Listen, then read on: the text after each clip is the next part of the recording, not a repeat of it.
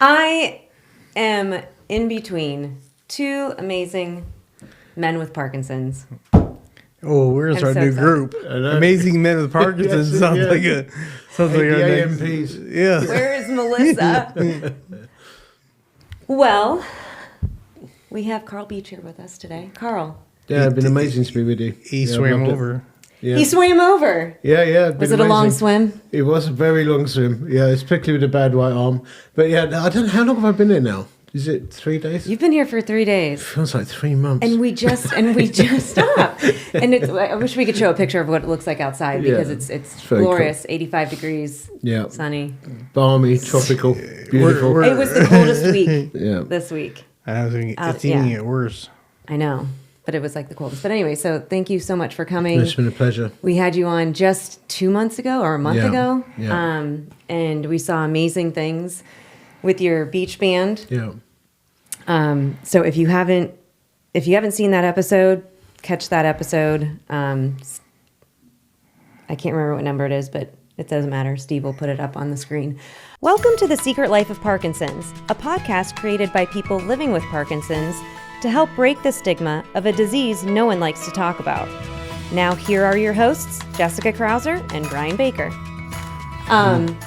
But we asked you to come over and you said yes, and we made plans, and what do you think? Well, firstly, thanks so much for your hospitality. All jokes aside, we just absolutely love being here. You treated us so well, and we're hugely grateful. Not only that, I've had some brilliant sweets and some incredible chocolate. Chocolate and root beer. I know, root beer.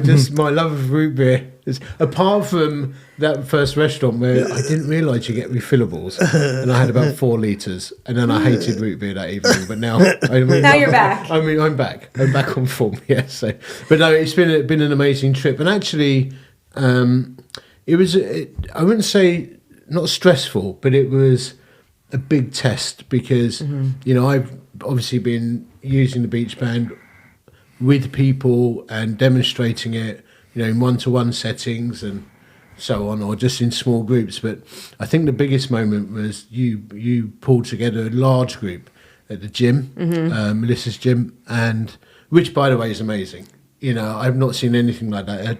A dedicated Parkinson's gym with a real amazing community. It was phenomenal, actually.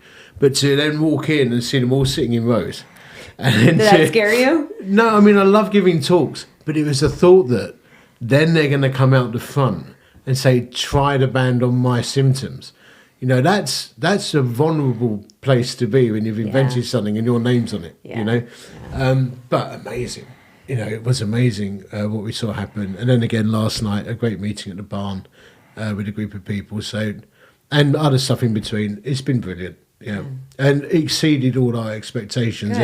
And exceeded my expectations about the device. And I've even learned it can do things on me that I didn't even realise.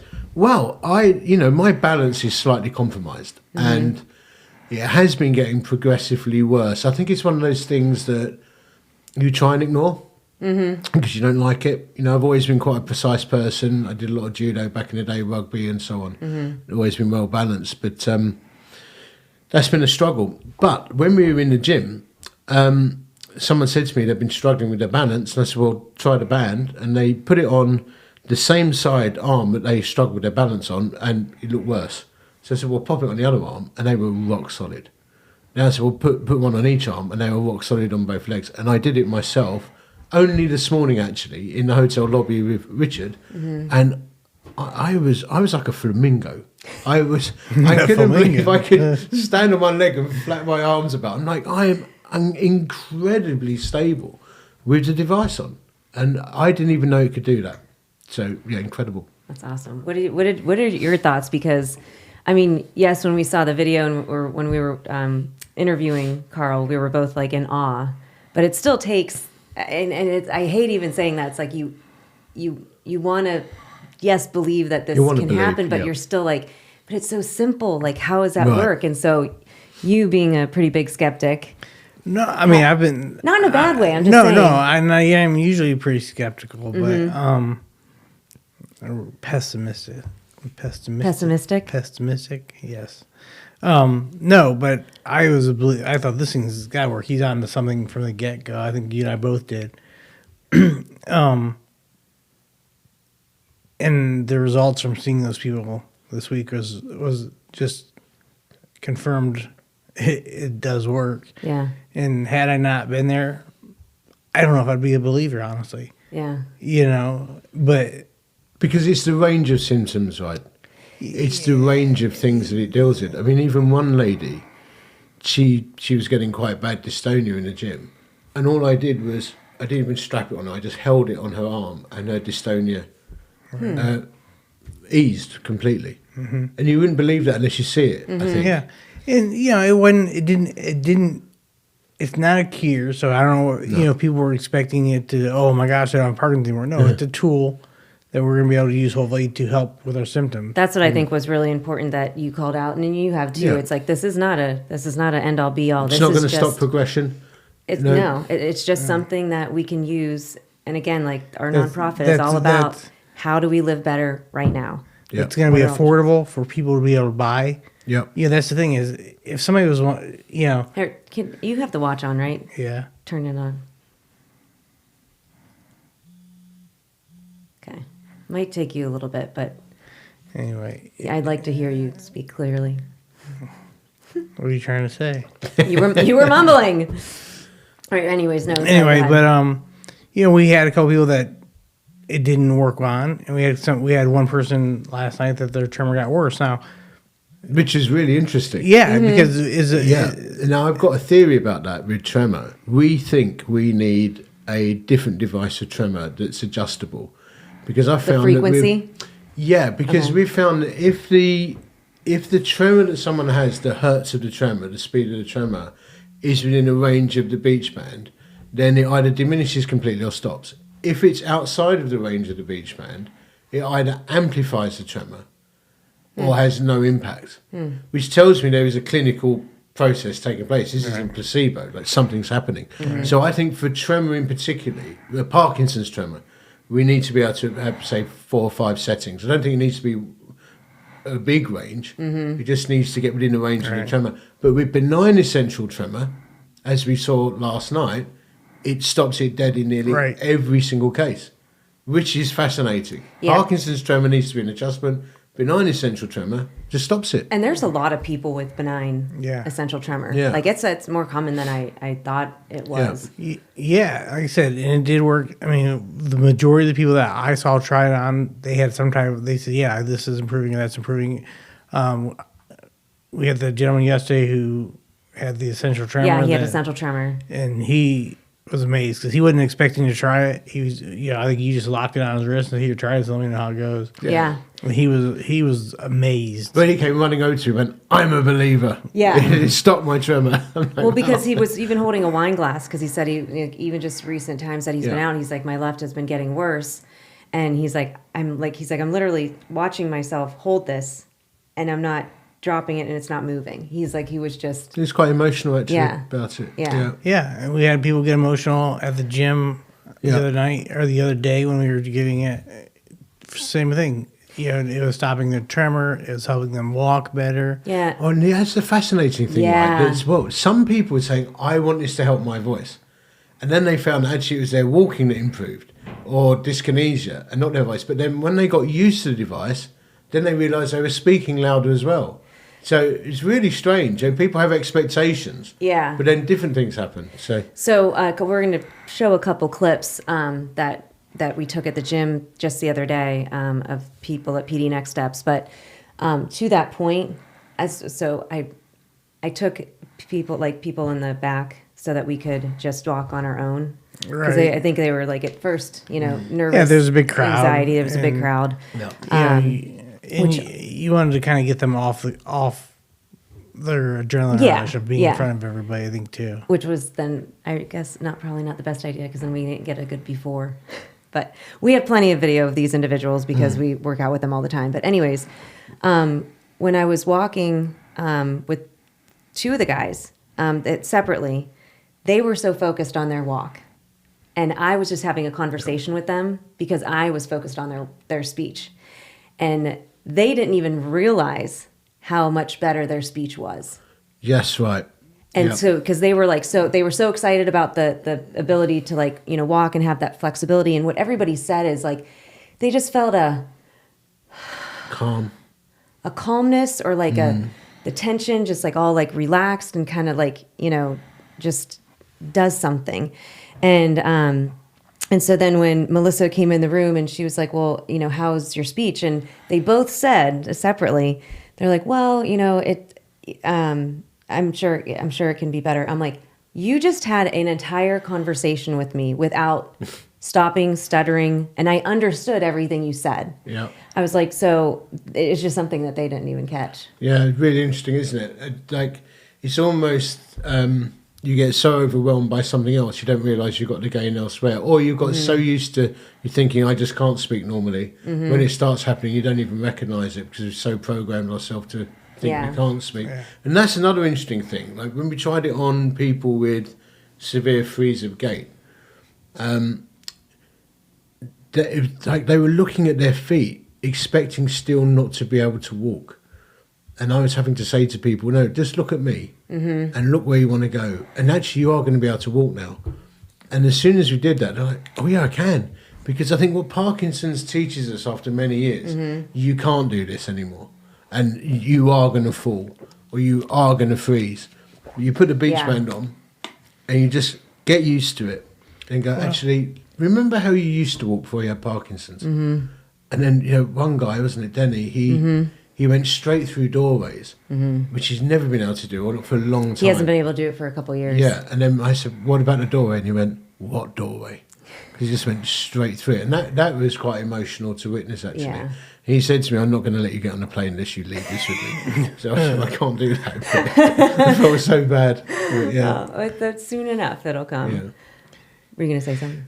Yeah, and just the simple fact of people noticing things about others that they don't notice about themselves. For example, when we were having dinner the other night, you guys noticed that I was eating a lot smoother, I guess, if you say more fluent. Yeah. Using my utensils a little bit more fluently. Oh, that was really interesting because you said, I don't think it's making a difference. While you were saying that, you were chatting away going, well, I don't really think it's making a difference. I'm just shoving food in my mouth as fast as I can. Chatting away. You're like, I haven't gone this fast in so long. Do you notice how much you're talking and how fast you're eating? Yeah. You went, oh, yeah. Yeah, so... Then we turned it off and you were like, just slow again. Yeah, so that, like I said, sometimes it's not... We might be focusing on other things like you'd said, voice, walk, whatever, and then we don't even realize that it's actually helping other parts of our... Yeah.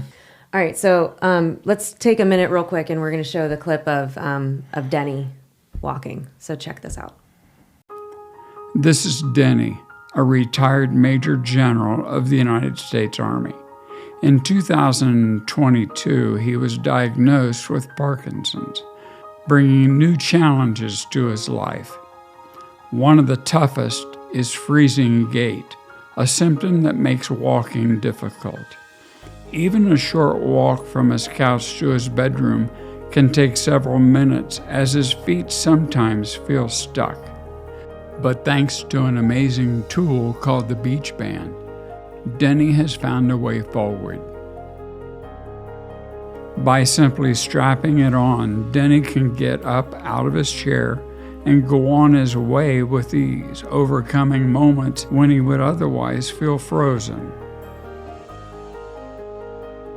With tools like this and his unshakable determination, Denny continues to inspire everyone around him.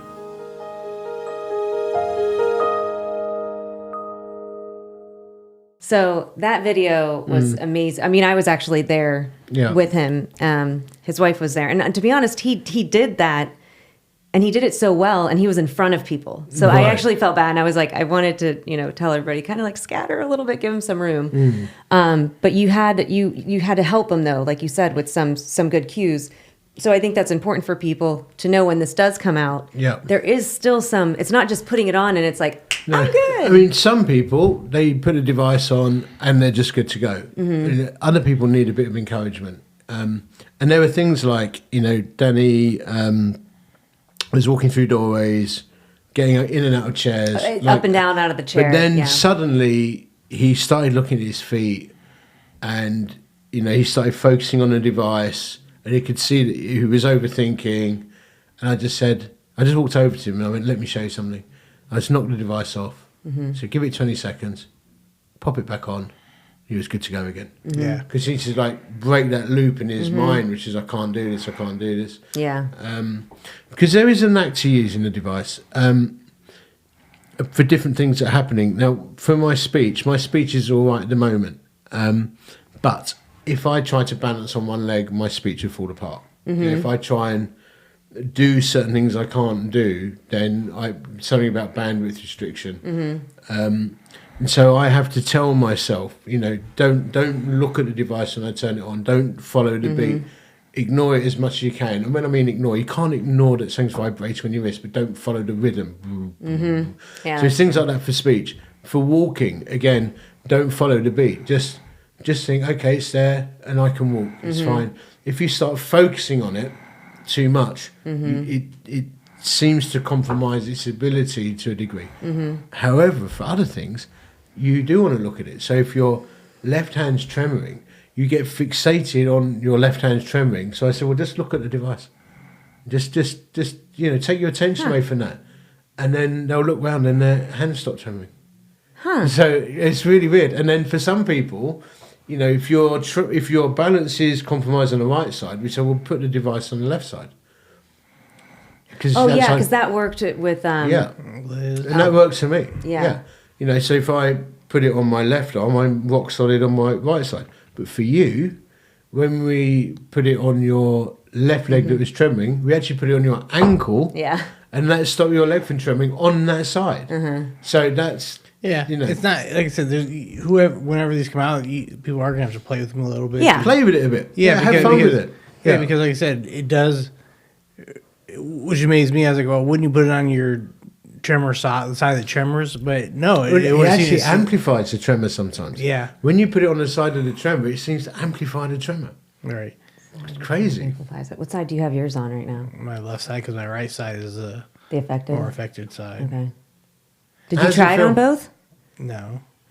How does it feel with it on at the moment? Because you're sounding clear. You're sounding clearer. You sounded clearer yesterday. Yeah. Well, it's that relaxing feeling that you get. It just kind of starts at your shoulders and just kind of works its way right down. Yeah.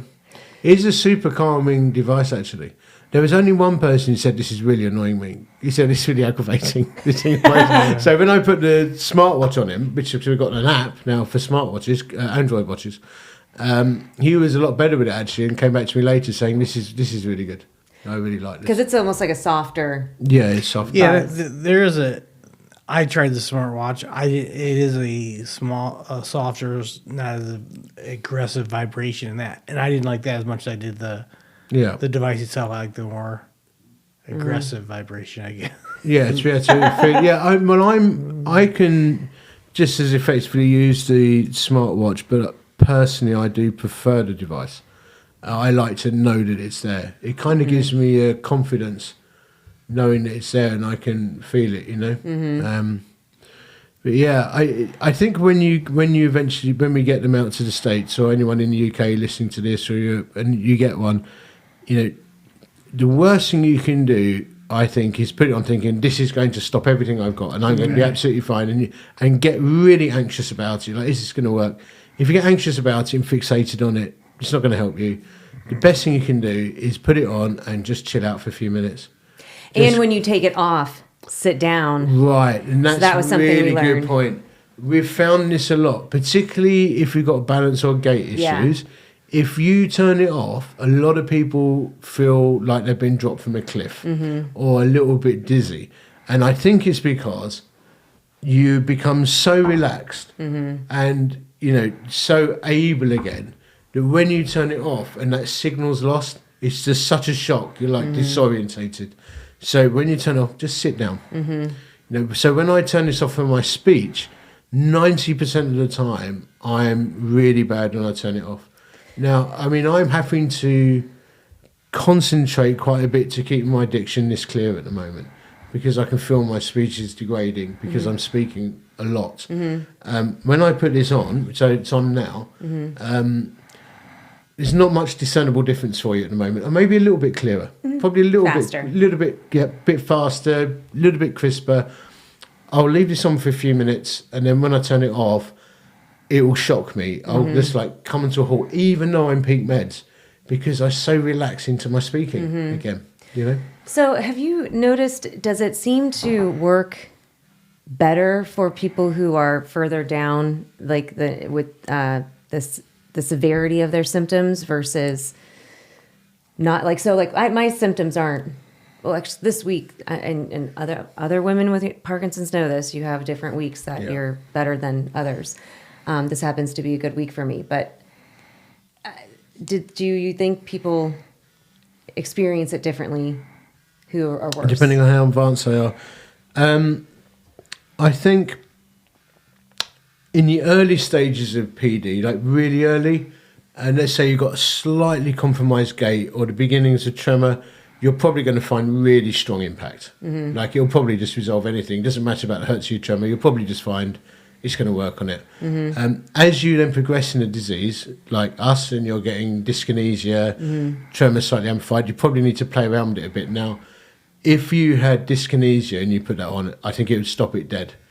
I've seen really severe dyskinesia stop dead. When it comes to tremor, I think we need something adjustable. When it comes to dystonia, and you're more advanced in the disease, should deal with it. But what it won't do is deal with everything at one time. Right.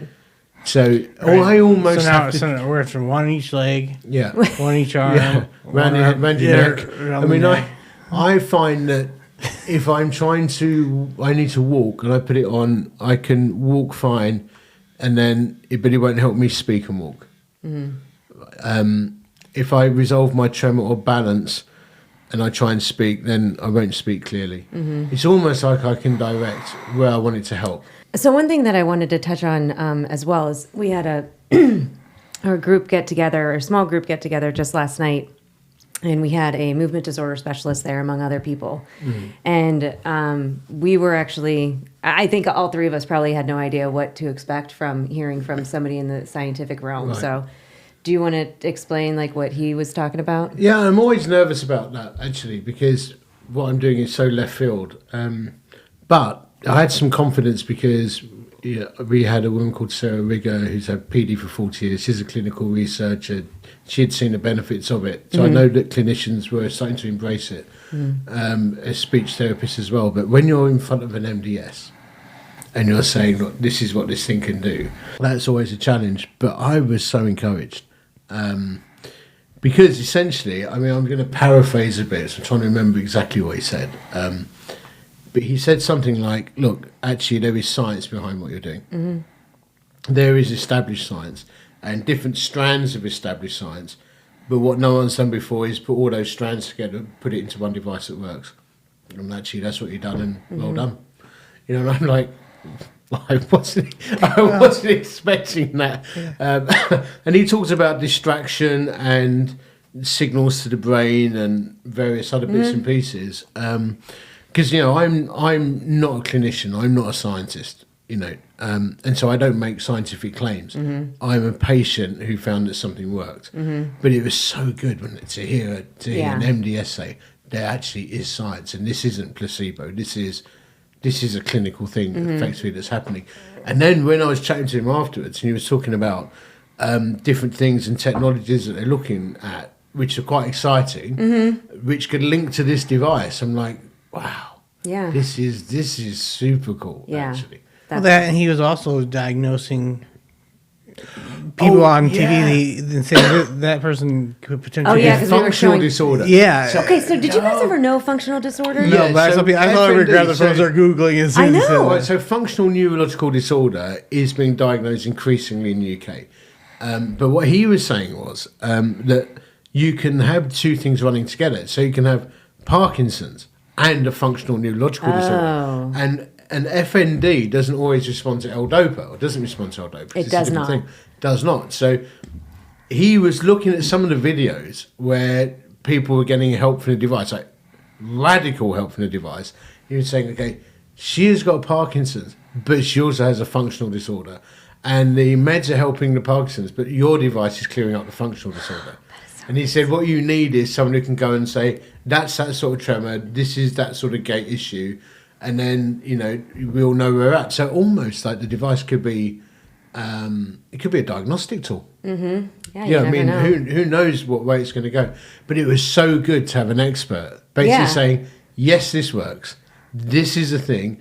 And actually, that's not Parkinson's, that's FND. And that's working on that, and this is working on this. Mm-hmm. I'm like, wow, this is really cool. Yeah. You know, that is really cool. I mean, they always say like how many people are misdiagnosed each year, but I never heard of FMD. I don't know. Oh, really? Yeah. Yeah. No, I hadn't either. I mean, they literally all the everybody started symptoms. grabbing their phone and Well, started googling. So, and I tried it. You see, in the UK, I tried this on several people with FND, and their symptoms were clearing up, and they have no pharmaceutical intervention. Okay. So I'm like, that's very exciting. Yeah. You know, Yeah. that's really FND. exciting. Why did I say FMD? Yeah, FMD. FND, a functional neurological disorder. So, and it can present really bizarrely. People can get really strange movements with it, and it's interesting because I'd looked at a couple of the videos that I'd done and thinking that doesn't look like a Parkinson's gait, and yet I know they've got Parkinson's. So it was good to have an MDS who knows what they're talking about. Go, actually, that's this, and your device is working on that. Yeah. But I would, to be honest with you, I was just like, I was expecting this is snake oil. Yeah. You know, stop this terrible behaviour. Go back to the UK. Get back on the plane, you charlatan. But actually, he was really cool. Like, this thing's a thing. Yeah. So, Absolutely. yeah. Yeah, it's very interesting at that point in time. I was like, oh, he is again just fine. Well, because he's taking the science. And he had a poker face on his face. Oh, yeah. Through the I whole did- of my talk, I'm like, is this guy going to kill me? Or is he I did- going to run me out of town with the posse? Well, the thing is, and I can kind of call him out, like, there's no science base behind this. He's like, actually, there's a lot of science behind it. Yeah. And he knew all about the hundreds of year history. Oh, of, yeah. Yeah, of Yeah, he tapping. was saying, this going back hundreds of years. I'm like, oh, yeah, I knew that. Yeah. Yeah, I done my research. Yeah. Well, let's see one more clip. This is of Tom at the gym. Again, we'll try and figure out if we can get it before. Actually, we can get Is it. this the guy who picked up his cane? I know. So good. And his speaking was clear because he sometimes he'll mumble like his words as well, but he was so confident, and I haven't seen him walk like that in a couple of years. So let's take a look at Tom. My name is Tom. I was diagnosed with Parkinson's 10 years ago. I'm 78 years old. Biggest problem I have right currently is the dystonia, the curling of my toes. My feet cramp up on me. It throws my balance off, so for a while I was falling, and I've overcome that. And but it's just it's almost impossible to do the exercises because my toes are curled under. It feels like that way. So far I've tried to correct the problem. I've tried Botox. I've gotten injections in my bottom of my feet and my calves. Balance has become a problem. I started walking with a cane, and a friend of mine gave me a walker. I haven't gone to the walker yet, but I got it just in case it gets worse. But the cane, I keep it with me everywhere I go, and it gives me a lot of stability. But doorways give me a problem. Still going through doorways, and the transition from carpet to hardwood gives me a problem. And but the other big problem I've got right now is my speech. I slur my words terribly. My wife can't understand me. My kids can't have trouble. My grandkids, and everybody at the gym has trouble understanding me. So it's kind of isolated me from talking to people. 2 weeks ago, I tried the Beech Band, and immediately I had clear vocabulary. My speech was clear. I could walk. There's video of me walking. And I held the cane just because I was so used to it. I held it in my hand. I didn't put it on the ground though, and it helped my balance. The Beech Band gave me hope that there's something. If I cure half of my ailments, I'll be happy. Like I said, relax my feet. I think the dystonia in my feet and relax them, the muscles. This could be a game changer with my life, for me and my family. If I could correct my speech, my balance, my dystonia, I'd be the happiest person on earth. But I'm just dying to get a hold of the real thing and wear one all the time and experiment with it.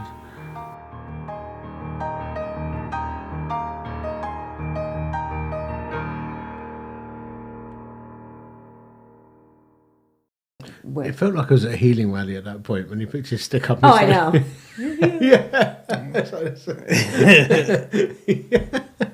That's what Brian was like. It felt like we were. Amazing.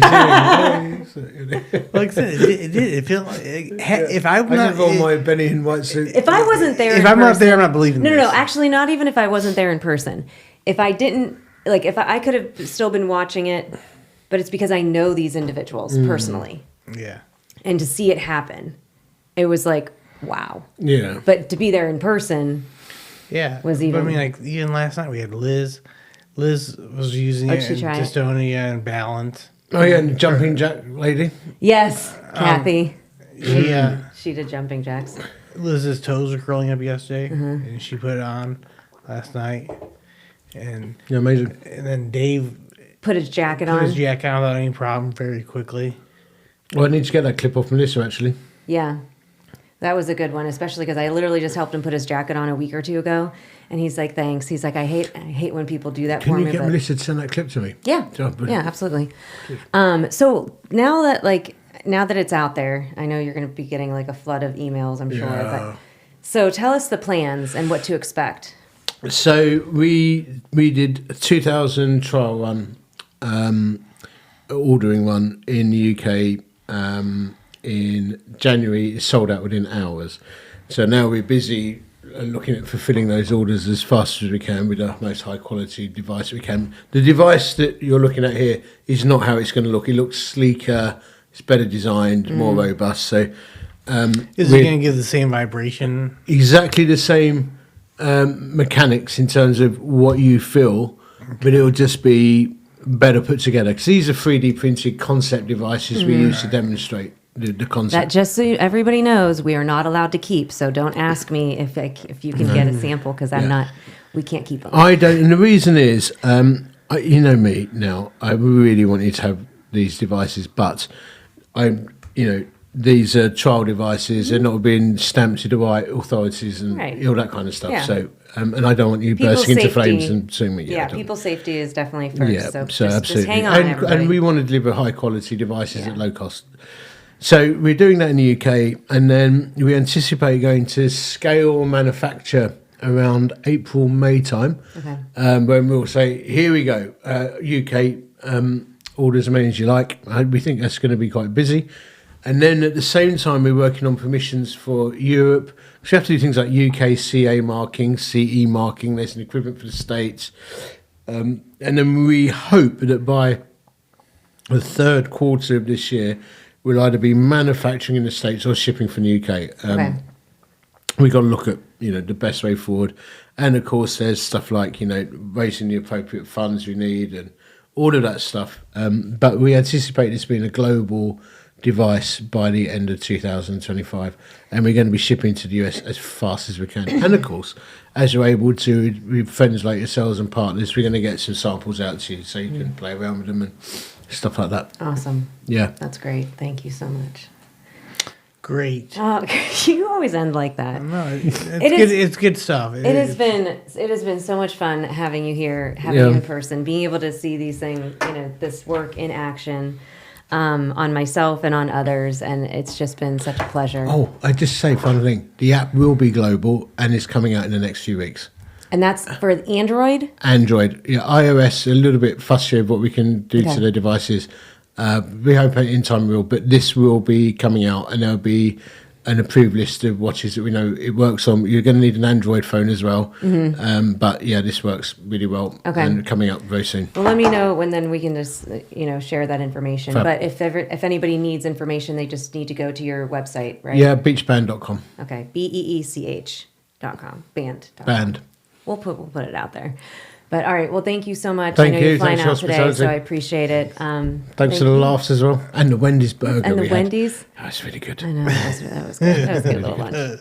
Although we ate healthy all week, so we're fine. Yeah, oh yeah, sorry, I forgot about that. Yeah, there was the low-fat Wendy's burger with no burger in it. All sorts. In our last 30 seconds, I'll leave you with this. Parkinson's is different with everybody, no matter where you live, no matter how old you are. Our symptoms all vary. So there's different tools out there, and that's all we're trying to do. We are not doctors. We're not scientists. We are just here sharing the information that we know that is present to us today and what works for people. Again, will work differently for others, but check things out. Have a little patience. It's not available just yet, but we'll be giving you more information as that comes. Thanks, and we'll see you next time.